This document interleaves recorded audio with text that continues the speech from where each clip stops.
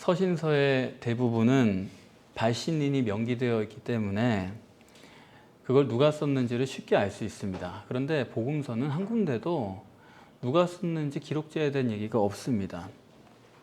그렇기 때문에 복음서 저자를 규명하는 일은 쉬운 일이 아닙니다. 복음서 어딘가에 간접적으로 그런 흔적이 있을 것이다. 그것을 찾은 다음에 그리고 나서 서신서나 사도행전에서 비교를 해서 그 저자가 누군가를 규명합니다. 이 시간에 그걸 하나하나 다 할 수는 없고 오늘 본문의 이 마가복음만 가지고 얘기를 하면은 본문에 기록된 이 청년이 마가다 그렇게 보고 있습니다. 자, 그러면은 이 마가복음의 저자가 이 청년이다 하는 것을 어떻게 규명할 수가 있느냐? 우리가 흔히 마가의 다락방이라는 그런 표현을 쓰죠. 물론 다락방은 아닙니다. 그 옛날 할아버지들이 2층 집이란 개념이 없는 거예요. 그래서 다락방이라고 그냥 그렇게 번역을 한 거지 그런 좁은 방이 아닙니다. 그대로 2층이 있는 거예요. 그 2층 집이라는 표현을 쓰는 게 맞는데 예수님께서 예루살렘에서 유월절 예식을 하려고 할 때 성내에 들어가 가지고 어느 집을 예비할 것이다 그렇게 말씀을 하지 않았습니까? 그 집이 마가의 다락방이라고 볼 수가 있습니다. 또 예수님께서 부활하신 다음에 제자들이 문을 잠그고 숨어있는 그 집도 마가의 다락방이라고 볼 수가 있어요. 그리고 사도행전 1장에 120문도가 모여서 어느 집에서 기도를 하죠. 그리고 그곳에 성령이 임하게 되는데 그곳도 마가의 다락방이다 이렇게 보는 것이 성경적으로 충분한 근거가 있습니다. 웬고하니 주님의 제자들은 주님을 포함해서 갈릴리 사람들 아닙니까? 그러니까 예루살렘에는 연고지가 없는 사람들이에요. 그래서 6월절에 성만찬 예식을 할 장소가 그 장소가 바로 연고지가 돼서 그 후로 쭉 거기서 모든 것을 하게 됐다 이렇게 보는 것이 성경적 근거가 충분히 있습니다.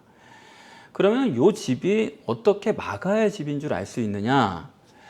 6월절 성찬식 이후에 그 집이 이 사람들의 연고지가 됐다는 것은 근거가 있는데 사도행전 12장에 보시면은 베드로가 헤로당에게 잡혀서 투옥됩니다. 천사가 와가지고 베드로를 끄집어내요. 그래가지고 베드로가 어디를 제일 처음 찾아가냐 하면 사도행전 12장 12절에 이렇게 기록되어 있죠. 마가 요한의 집을 찾아갔다 그렇게 말하고 있습니다. 그러니까 베드로가 와가지고 나예요 그러니까 그 집 여종인 로데라는 애가 나왔다가 깜짝 놀라가지고 문도 안 열고 도로 들어갔다. 그런 얘기 여러분 다 기억을 하시죠? 그러니까 본문에 기록된 이 청년이 그 집 아들 마가고 마가복음의 기자다 그렇게 정리를 하게 된 것입니다. 사실 이 마가는 보통 수지 맞은 사람이 아닙니다. 예수님께서 자기 집에 찾아오셔가지고 유월절 식사를 하신 것 때문에 그야말로 떡이 굴러 들어온 거죠. 그래서 예수 믿게 된 사람이 아니겠습니까? 이렇게 해서 예수를 믿게 된 마가는 그 후에 위대한 신앙인의 발자취를 남기게 됩니다. 이 마가가 아마 거듭나고 나서라고 봐야 되겠죠. 바나바가 외삼촌이죠. 바울과 함께 첫 선교를 떠나려고 할 때 자기 조카인 마가를 함께 데리고 가겠다고 합니다. 아마 신앙이 있었던 것 같아요. 근데 그 당시에 120명이 모여가지고 기도할 정도의 집이면은 굉장히 큰 집이죠. 지금도 굉장히 큰 집 아닙니까? 그럼 아주 부잣집 아들이다 보니까 선교의 여정에서 못 견딘 모양이에요. 그래서 중간에 돌아오지 않습니까? 그러니까 아직은 영 시원치가 않은 거죠. 그때 바울이 마가를 붙잡고 얼마나 설득을 했는가를 우리가 알 수가 있는 게 마가가 얼마나 형편없는 사람인지를 우리가 알 수 있는 건 뭐냐면 그 다음에 바울과 바나바가 다시 선교를 떠나려고 할 때 바나바가 중도에 탈락했던 마가를 다시 데리고 가겠다고 그래요. 그런데 바울이 안 된다는 거예요. 근데 그게 어느 정도였냐면 둘이 심히 다퉜대요. 바울을 사도들에게 천구한 사람이 바나바입니다. 바나바 없이는 바울이 없는 사람이에요. 그런데도 둘이 심히 다퉈가지고 헤어져 버렸대요. 그렇게 보면은 하여튼 마가가 밤빌리아에서 얼마나 바울을 속을 썩여가지고 바울이 죄송합니다. 저 새끼는 저거는 도저히 몹쓸인가요? 저거는 그렇게 생각을 한 거예요. 그렇지 않고는 이렇게 될 수가 없는 거죠. 그렇지 않습니까? 그래서 바울은 실루아노를 데리고 따로 선교를 다니게 됐고, 그리고 바나바도 마가를 데리고 따로 선교를 다니게 됐습니다. 이렇게 유약하고 형편없던 마가가 참 놀랍죠. 베드로전서 3장 15절에 보면은, 죄송합니다. 베드로전서 5장 13절에 보면은 베드로가 그래요. 내 아들 마가다, 그렇게 말을 해요. 전해오는 바로는 성경에 기록된 건 아닙니다만은 마가가 베드로의 통역자로 활동했다고 합니다. 베드로는 갈릴리 토박이니까 아람어로 설교를 했겠죠. 부잣집에 유식했던 마가는 아마 헬라어로 통역을 했든지 어쨌든지 간에 베드로가 아들이라고 할 만큼 아주 훌륭한 동역의 멤버가 되었습니다. 그리고 나중에 보면은 바울도 그렇게 하긋했던 사람도 다른 여러 서신들에서 마가는 내 동역자다, 그렇게 말을 해요. 그러니까 사람이 정말 달라진 거죠. 끝내 마가는 아프리카에서 순교를 합니다. 전해오는 바로는 마가는 어떻게 순교했냐면 살 가지고 베껴서 죽였대요. 그런 게 마가예요. 로마 카톨릭은 베드로를 자기들의 초대 교황이라고 하는데 아프리카는 마가가 복음을 전했거든요. 그래서 아프리카에 콥틱교라고 하는 종교가 있는데 거기서는 마가가 초대 교황입니다. 거기서는 마가를 보통 위대한 사람으로 보는 게 아니에요. 이 사람이 얼마나 대단한 사람이냐? 여러분 어떠세요? 마가복음을 보시니까 어떠세요? 이 사람이 보통 사람입니까? 아니, 이 책 쓴 게 이게 보통 일이에요? 그걸 모르는 사람들은 마가가 짧게 썼다, 바빠서 짧게 썼다, 아주 만만한 책으로 보는데, 아니 우리 같이 보니까 어떠시냐고요. 베드로도 못하는 거를 하나님이 마가에게 시킨 거예요. 예수님 목격한 사람이죠. 복음서를 쓴 사람이에요. 얼마나 대단한 사도가 됐습니까? 복음서의 마가에 대한 기록은 여기 한 군데밖에 없습니다. 그런데 여러분도 이 구절을 보시면서 많이 고민이 되셨겠지만은 해석이 너무 어려워요. 우선 너무 짧아요. 도대체 뭘 생각할 것도 모르겠어요. 그리고 앞뒤 맥락도 없습니다. 요것만 딸랑이 있는 거예요. 다른 것 같으면 다른 복음서랑 비교해가지고 생각을 해보겠는데 이거는 아무데도 연결점도 없어요. 그러니까 해석이 보통 어려운 게 아니죠. 하는 수 없이 이걸 단독으로 정리하는 수밖에 없습니다. 서신서나 사도행전에서 연결지어서 생각해 볼 수는 있지만은 마가가 이렇대, 그런 정도지 본문 자체를 해석하는 데는 전혀 도움이 안 되는 것입니다. 그래서 본문을 보실 때 우선 여러분들이 생각하실 것은 여기서부터 생각을 하셔야 돼요. 예수님께서 제자들에게 성찬식을 가르치시고 그걸 다 끝내시고 이제 감람산으로 떠나신 데서부터 우리가 생각을 해야 됩니다. 이 집을 떠나시는데 이제 여기서부터 완전히 끝이죠. 제자들과는. 바로 그런 순간인데 그때 이 집 아들인 이 청년이 벗은 몸에 베옷 이불을 두르고 예수님을 따라 나섰어요. 그런데 여러분들이 벗은 몸에 베옷 이불을 둘렀다니까 여러분 어떤 연상을 하세요? 더워서 그랬나 보다. 그렇죠? 더워서 그 사람이 아무것도 안 입고 있다가 그래도 뭐 잠자려고 그랬는지 이불을 하나 두르고 있다가, 아니 우리도 그렇지 않습니까? 더우면은 배 이불을 덮고 자고 그러는 거 아니에요. 그래서 여기 보면은 배 혼이불이다 이렇게 번역을 한 거는 다분히 그런 얘기를 하고자 하는 거죠. 그래서 이 사람이 배 혼이불만 걸치고 따라 나갔다가 배 혼이불이 잡히게 되니까 그거를 그냥 벗어던지고 발려벗고 그냥 도망가게 됐다. 그런 희한한 내용이에요. 이거 아무리 봐도 도대체 뭔가 이게 이상한 사람 아닙니까? 왜 이불을 두르고 누구 쫓아가요 도대체? 그리고 성찬식을 하는데 왜 혼자 벗고 이불을 덮고 있는 거예요 도대체? 그 이상하다는 생각을 안 하시면 여러분도 조금 이상한 거예요 사실. 초면인 사람들이 성찬식을 지금 하고 있는데 저 혼자 벗고서 거기서 덥다고 이불을 덮고 있다가 또 따라 나섰다. 도대체 이게 무슨 얘기입니까? 본문이 더 어려운 거는 이 내용을 여기 기록할 이유가 뭐냐는 거예요. 이게 깜짝 쇼죠. 이게 깜짝 등장했다가 또 사라지는 거예요. 도대체 이런 내용을 성경에 기록할 가치가 있냐 이겁니다. 예수님께서 지금 십자가를 지러 가시는 길인데 이게 예수님과 상관이 있는 거예요. 그것도 전혀 상관없는 것 같아요. 구레네 시몬 같은 사람은 깜짝 등장했지만은 그 사람은 예수님의 십자가의 길에서 꼭 필요한 사람 아닙니까? 그렇습니까? 안 그렇습니까? 아리마대 요셉도 깜짝 등장했지만은 그 사람도 필요한 사람이에요.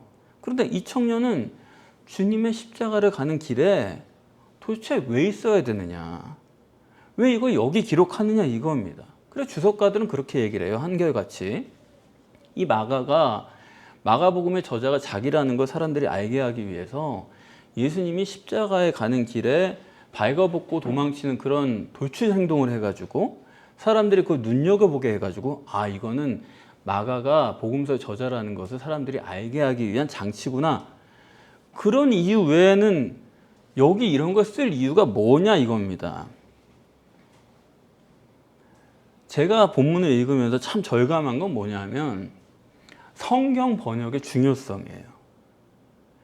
배훈이불로 번역된 신론이라는 단어는 배훈이불로는 전혀 번역할 수가 없는 단어입니다. 오히려 배훈이불과는 정반대로 생각하는 게 맞을 거예요. 신론이란 건 여러분 린넨이에요. 린넨이 뭡니까? 얇고 부드러운 천입니다. 그런데 우리가 배훈이불 그러면은 여러분 어떤 걸 생각하세요? 거칠고 두껍고 그런 거 아닙니까? 근데 전혀 잘못 번역을 해놔가지고 이거 완전히 딴 생각을 하도록 만들어 놓은 거예요. 마치 이 사람이 여름밤에 너무 더워가지고 시원하게 배훈이불만 덮고 있었던 것처럼 그런 사소한 에피소드로 이걸 기록을 해놨는데 여러분 꼭 원문을 모르더라도 이거는 전혀 그렇게 연상할 수 없도록 성경에 해놨습니다. 그게 뭐냐면 밤이라는 거예요. 6월절의 밤은 이스라엘 춘분 때거든요. 이스라엘 춘분 때는 상당히 쌀쌀합니다. 그래서 나중에 보시면 아니 예수님께서 잡혀가실 때도 베드로나 다른 사람들이 다 춥다고 불을 쬐고 있잖아요. 근데 무슨 이 사람만 벗은 몸에 배운이불이라는 게 이게 해당이 되는 얘기입니까? 그래서 여러분들이 본문을 바로 보시려면 이 배운이불이라는 것부터 잊어버려야 돼요. 전혀 본문과 다른 쪽으로 생각하게끔 아주 못되게 번역을 해놓은 겁니다. 그러니까 자기가 잘 모르겠으면은 원문으로라도 그냥 번역을 해놓든지 해야지 아마 번역자도 이게 무슨 뜻인지 모르겠으니까 그런 식으로 자기 이해 내에서 번역을 한 것 같아요. 자, 여기서 여러분이 또 하나 생각하실 것은 마가복음은 다른 복음서와 다른 게 있죠. 그게 뭡니까? 카이죠. 그래서 얼른 보기에는 이것이 독립적인 본문 같지만은 아니에요. 앞에 본문과 연결해서 생각하도록 되어 있습니다. 카이로 묶여있기 때문에 앞단락이 뭡니까? 이 돌출행동이 아니에요. 딸을 이것만 생각할 수 있는 게 아니라 앞단락이랑 연관해서 앞단락은 예수님이 체포되신 거예요. 그것은 성경을 이루기 위함이다. 그런 맥락 속에서 우리가 생각을 해야 됩니다. 그래서 이제 여러분들에게 본문이 말씀하고자 하는 것을 말씀을 드리겠습니다. 본문은 이 앞단락을 다시 한번 시간을 되돌린 것 같은 그런 장면이에요. 재방송이다 이겁니다. 앞단락에서 제자들이 도망쳤죠? 이제 도망할 사람이 없는 거예요. 근데 이 사람이 나타나가지고 다시 한번 잡혀가지고 또 도망을 하는 거예요. 이해가 되세요? 앞단락을 다시 한번 반복하는 거예요. 그러니까 이것에 재탕할 만큼 본문이 쉬워요, 어려워요? 어려운 내용이다. 어렵기 때문에 예수님이 한 번 더 하시는 거예요. 안심이 안 돼가지고 시간을 다시 되돌려가지고 재탕을 하는 것입니다. 이런 거죠. 예수님께서 지금까지 내가 성찬식도 하고 스칸달리조에 대해서도 하고 가룟 유다로 하고 다 했는데 그런데 안심이 안 돼요. 제자들이 아무리 봐도 잘못할 것 같아요. 안심이 안 되셔서 도로 와서 이걸 한 번 더 하시는 겁니다. 재탕이다. 그만큼 내용이 어렵다. 뭐가 어려운 거예요? 신인 메시아가 이 땅에 오셔서 사람을 구원하는 것은 그것이 육신의 구원이 아니기 때문에 굉장히 어려운 거예요. 우리가 이해하기가. 우리가 머릿속으로는 그런가 보다 할 수 있는데 그게 실제적으로 이해되기 굉장히 어려운 거예요. 우리는 육체 우선이고 가시적인 결과가 절대인 인간이기 때문에 보이지 않는 내 속에 있는 영혼을 구원한다는 게 이게 보통 어려운 일이 아닙니다. 여러분이 육신으로 사람과 결혼하는 거는 그거는 해요. 그런데 보이지 않는 영과 결혼한다. 보통 어려운 게 아니죠. 그러니까 재탕하는 거예요. 다시 한번 신인 메시아의 구원론을 체계적으로 정립하라. 그러므로 이것은 앞과 연결해서 스칸달리조 구원론입니다. 신인 메시아를 내가 믿어야만 되는 게 아니고 믿은 다음에 어떻게 해요? 그 다음에는 버려야 되는 거예요. 그래야지만 구원이 된다. 그런 얘기입니다.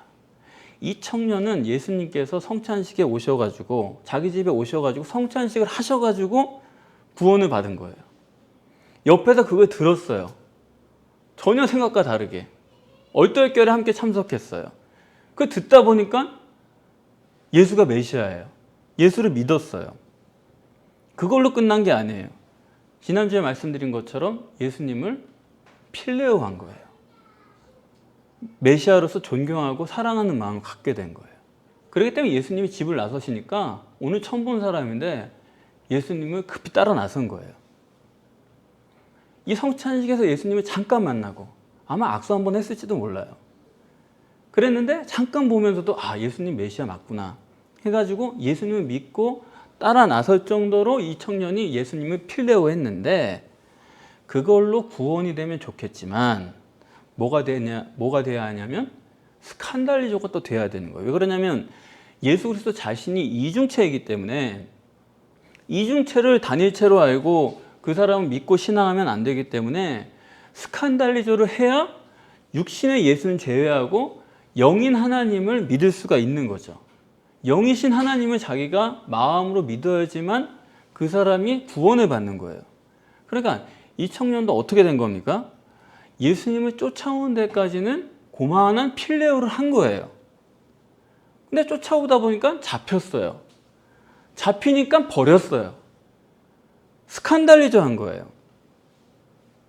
이 사람이 버리지 않았다면 위대한 마가가 안 되는 거죠. 그러나 필레오도 해야 되고 절대적입니다. 예수를 믿는 건 절대적이에요. 교회 다니는 건 절대적이에요. 꼭 다녀야 되는데 그 다음에는 그것만 가지고 되는 게 아니라 또 예수를 스칸달리조 해야 되는 거예요. 그런데 오늘 본문에서 마가를 통해서 정립하려고 하는 스칸달리조의 핵심은 어떤 거냐? 그것은 스칸달리조의 난이도입니다. 본문의 핵심은 그거예요. 스칸달리조의 난이도. 스칸달리조가 얼마나 쉬우냐, 얼마나 어려우냐 이런 정도의 차이를 얘기하고자 하는 것입니다. 이 청년은 예수를 알고 믿는 것도 잠깐에 이루어진 거예요. 그렇지 않습니까? 그날 밤에 기분과 감정과 또 자기 의지를 가지고 예수를 알고 믿은 거예요. 그렇기 때문에 예수님을 포기하는 것도 간단하게 포기를 한 거예요. 예수를 믿은 것도 단순한 과정을 통해서 잠깐 사이에 예수를 사랑했고 필레오했고 버리는 것도 옷만 붙잡았는데도 버리고 갈 만큼 간단하게 스칸달리조 했다. 그러니까 이 부자 청년은 예수 부인을 몇 번 한 거예요? 한 번으로 충분히 신인 메시아를 스칸달리조 할 수 있었다 하는 것입니다. 그런데 베드로는 몇 번 부인해요? 본문의 의도는 그걸 비교하라는 겁니다. 베드로는 예수를 3번 부인해요. 베드로는 이 청년보다 예수를 더 많이 필레오했기 때문에 신인 메시아를 스칸달리조 하는 데는 한 번 가지고는 안 되는 거예요. 3번 가지고도 안 돼가지고 맹세하고 저주하고 그렇게나 돼야 자기 마음속에서 신인 메시아를 완전히 지워버린다. 가룟 유다는 어떠냐? 순 람바노예요. 이 사람은 도저히 지워버릴 수가 없는 사람이에요. 예수를 잡는 그 마당에도 자기가 직접 가서 예수를 봐야 되는 사람이니까. 그러니까 이런 본문은 여러분 우리 외에는 누구도 정립 못합니다. 다른 데서는 하여튼 목숨을 걸고 예수 믿어라 하는데 마가복음의 스칸달리죠. 이거는 얼마나 버리기 쉬우냐 어려우냐 그런 논리니까 다른 데서는 이거 생각도 못하는 거예요. 그러니까 자기 신령 속에서 육신의 예수, 육신의 구원을 얼마만큼 부인할 수 있느냐, 그런 논리다 구원이라는 것은. 그래서 오늘 본문에 옷이 얼마나 얇냐 두꺼우냐로 그 영적인 의미를 설명하는 거예요. 주님을 필레오하는 두께, 또 주님을 스칸달리조하는 두께, 이 두께의 차이가 있다 이겁니다. 바울의 옷은 어때요? 바울은 어때요? 바울이 입은 옷은 이 본문에 버리고 간 옷이라는 거는 신인 메시아를 필레오한 두께죠. 신인 메시아를 얼마나 사랑했느냐 해가지고 그 두께를 말하는 건데, 바울은 예수님에 대한 필레오가 있어요 없어요? 하나도 없죠. 예수님 만나본 일도 없는데요. 그러니까 아예 바울은 그런 옷이 없는 사람이에요. 근데 이 청년은 그게 얇은 거예요. 신돈이에요. 그리고 베드로는 두꺼운 거예요. 두꺼운 옷을 입고 있는 사람이다. 가룟유다는 어때요? 이건 완전 철갑옷이다 이 사람은. 이렇게 보시면은 본문이 여러분 명확하게 이해가 되시죠. 그러니까 어렵지 쉬운 내용은 절대 아닙니다. 그런데 본문이 이 청년이 신인 메시아를 아주 잠깐 사이에 알고 믿고 또 필레오했어요. 사랑했어요. 다만 그것이 두께가 어떻다? 얇다. 그렇기 때문에 스칸달리조도 어떠냐? 앞에서 제자들이 예수님 버리고 도망칠 때 그 헬라어 단어를 뭘 썼냐면 레이포했다 그렇게 써요. 도망쳤다. 근데 이 청년이 버리고 도망했다 할 때는 본문에 어떻게 썼냐면 카타레이포다 그랬습니다. 지난 시간에 한번 봤지만 카타가 붙으면 뭐예요? 완전이란 뜻이거든요. 그러니까 버릴 때도 카타레이포했다.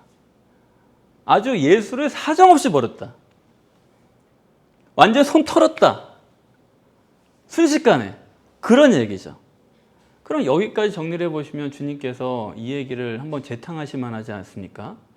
어려운 얘기니까. 그럼 이제 여러분들이 이런 점에 다다를 수 있을 것 같아요. 왜 복음서에 마가에 대한 기록이 이거 한 번밖에 없을까? 이게 하나님의 의도예요. 마가는요, 예수님이 십자가에 돌아가신 다음에 예수를 믿은 사람들의 모델입니다. 그 예시예요. 마가는요, 여기 잠깐 등장하고 나서는 그 다음부터는 그 신앙은 사도행전 이후의 신앙이에요. 그러니까 마가의 신앙은 우리랑 같은 신앙이에요. 마가의 신앙은 바울의 신앙과 같아요. 베드로의 신앙은 아니에요. 여러분이나 저나 엄밀하게 말해서 육신의 신인 메시아 우리 만난 적 없지 않습니까? 아무도 없죠. 근데 베드로는 만났단 말이에요. 우리는 그냥 생각할 때 그때 베드로는 만났으니까 그래도 그런 일도 하고 저런 일도 하고 그랬지라고 하지만은 본문 얘기는 뭐냐면 그런 거 싹 지워버리라는 거예요. 그런 거 만난 거 하나도 없이도 마가다 이거예요. 우리 얘기를 하자는 것입니다. 그래서 마가의 신앙이란 건 어떤 거냐? 여러분들은 다 내가 결단하고 또 우리 교회도 찾아오고 그렇게 생각하실 수 있지만은, 그러나 그렇게 예수 믿은 거 아니에요. 우리는 하나님은요 여러분을 진짜 쪽집게처럼 그렇게 하세요. 그래서 이 마가한 사람을 하나님께서 찝어내시려고 그 집을 택하신 거예요. 전혀 생각도 안 하고 있던 그 집 아들인데 그 집에 예수님이 찾아오셔서 성찬식을 하시고 그걸 구경하고 그 설명을 듣다가 그러다가 주님이 믿어지고 그리고 따라 나선 거예요. 여러분, 우리 신앙의 전부는 다 성경적일 수는 없어요. 출발 자체가 성경적으로 예수 믿는 사람이 어디 있습니까? 다 자기 멋대로죠. 부자 되려고 믿고 병 나으려고 할 수도 있고, 마가처럼 우연히 그냥 어떻게 해가지고 옛날에 뭐 예배당이 아니라 연회당으로 그렇게 다니다가 출발은 다 달랐지만은 하나님께서 그 사람이 맞게 다 하신 거죠. 그렇게 해가지고 각각 다르게 출발한 이 신앙은 출발은 가지각색이지만은 이것은 여전히 육적이지 영적인 건 아닙니다. 그렇지 않습니까? 각자의 이유를 가지고 하나님을 따랐기 때문에 그거는 영적인 게 아니에요. 육적인 거지 여전히. 그러나 이 마가가 따라 나서고 그럴 때도 결국 마가도 영적인 이유는 아니에요. 이건 육이 지배하는 상태에서 예수님을 따라 나선 겁니다. 그러니까 우리가 다 그렇게 출발을 했다고요. 그런데 이렇게 예수를 만나서 처음에는 자기 의지요, 결단이요, 기분이요, 필요요 이렇게 하다가 딱 문제를 만나고 나니까 아 이거 예수 믿는 게 이거 벅차구나. 뭐 끊어야 될 것도 많고 내야 될 것도 많고 이거 안 되겠구나. 그래가지고 사람이 포기를 합니다. 근데 옷에 집어 던지고 그냥 가버렸는데 이 사람이 포기 못하도록 주님께서 붙드시는 거예요. 그래서 그 집에 아예 집을 그냥 붙잡아 버렸으니까 아예 어느 날 120명이 와가지고 그 집에서 기도를 하고 예수님 버리고 떠나온 사람인데 120명이 그 집에 우르르 와가지고 앉아가지고 다 같이 기도를 하고 그리고 성령이 거기에서 강림을 하는 거예요. 그 사이에 끼어가지고 마가도 함께 아마도 성령으로 거듭났겠죠. 그러니까 마가가 예수를 버렸지만은 사람들의 실수를 가지고 또다시 한번 기도를 하게 되고 성령을 받고 근데 성령을 받고 나니까 마가가 그렇다고 그 다음부터 괜찮은 신앙이 됐느냐 그건 또 아닙니다. 이제 내가 하여튼 예수 한번 바로 믿어보겠다고 삼촌이 가자니까 저도 한번 가겠습니다 해가지고 선교를 따라 나섰는데 여전히 한심한 거예요. 어느 정도였냐면 아니 바울한테 도대체 어쨌길래 도대체 신학자들이 연구한 바로는 바울이 굉장히 온유하고 겸손한 사람이었대요. 그런데 그런 사람이 그럴 정도니까 도대체가 보통 악질이 아니죠. 거기 자세히 안 써서 그렇지. 그러니까 거듭났어도 여전히 아, 나 힘들어 못 가겠다. 육이 영을 지배하고 있는 거예요. 아직도. 영적 악이죠. 갈라디아서 2장에도 베드로가 식사하다가 예루살렘에서 온 유대인들 들어오니까 이방인들이랑 앉아 식사하다가 아닌 척하고 일어나 나가잖아요. 그러니까 초대교회라는 게 여러분 자꾸 초대교회 따라가자 그러는데 전혀 성경 엉뚱하게 보고 하는 얘기예요. 초대교회 사람이라는 게 영적 악입니다. 방금 거듭난 사람이에요. 형편없어요 상태가 사도를 비롯해서. 근데 그때 뭐 수천 명이 한꺼번에 회심했다 그러니까 그걸 뭐 굉장하게 생각을 해가지고 그걸 추구하고 그러는데 전혀 그 한심한 노릇이죠. 이렇게 마가가 밤빌리아에서 되돌아와가지고 그게 사도행전 13장입니다. 그리고 15장에 다시 이제 일이 벌어지게 되는데 그러니까 13장에서 15장 그 사이에 얼마나 시간이 있었는지는 모르겠어요. 그렇지만은 그 사이에 마가는 꽤 영이 육을 지배하는 그런 사람이 된 거예요. 부잣집에서 그냥 육이 그냥 이랬던 사람이 영이 지배하는 사람이 된 거예요. 그러니까 마가를 보면은 꼭 사람이 가난해야 되고 병들어야 되고 그런 게 아닙니다. 그건 자기 심령의 문제거든요. 그래서 아무리 생각해도 놀라운 거예요. 베드로가 아들이라고 그러고 바울이 동역자라고 그러고 그 조금 힘든 걸 못 참아가지고 그렇게 바울의 속을 썩이고 그렇게 돌아왔던 사람이 가죽을 벗겨가지고 순교를 당하고 그래서 콥틱 교회의 교황이고 베드로도 못 쓰고 바울도 못 쓴 마가복음의 저자가 되고 놀라운 거죠. 오늘 본문에 벗은 몸으로 도망하니라. 벗은 몸으로 도망하려면은 일단은 주님을 먼저 쫓아가야 됩니다. 어떤 동기든 상관없어요. 출발이 어떤든지 그건 중요하지 않아요. 그러나 언제라도 내가 주님을 믿고 알고 따르고자 하는 마음이 생기면 그때부터 기독신앙이 출발을 하는 것입니다. 그런 마음이 없기 전에는 아무리 여기 앉아도 그거는 아직 기독신앙이 출발한 건 아니에요. 그런데 일단 출발을 했으면 믿고 싶다, 따르고 싶다 그 마음이 들었으면 그때부터는 또 다른 게 있어요. 단계가 또 달라져요. 우리나라 교회도 그렇고 지금 중국에 부흥하는 교회들도 그렇고 뭐 외국에 부흥하는 교회들이 다 그렇습니다만은 그 교회들이 얘기하는 게 사실은 물질적인 축복이에요. 육신적인 축복을 얘기하는 거죠. 그렇게 누구나 다 출발을 하는 거예요. 그러나 단계가 있어요. 그렇게 출발했어도 그건 얼른 잊어버리고, 예수 믿고 출발하면 그런 게 해결돼요, 실제로. 근데 그런 체험을 빨리 잊어버려야 돼요. 체험을 빨리 잊어버려. 어저께 은혜를 받았어도 빨리 잊어버리고 거기에 잡혀 있으면 안 돼요. 잡혀 있으면 그 사람은 가룟 유다가 되는 거예요. 벗은 몸으로 도망해야 돼요. 벗은 몸이란 건 뭐냐면 옷이 아니, 나 자신이란 얘기예요. 나 자신만 가지고 도망을 쳐야 돼요.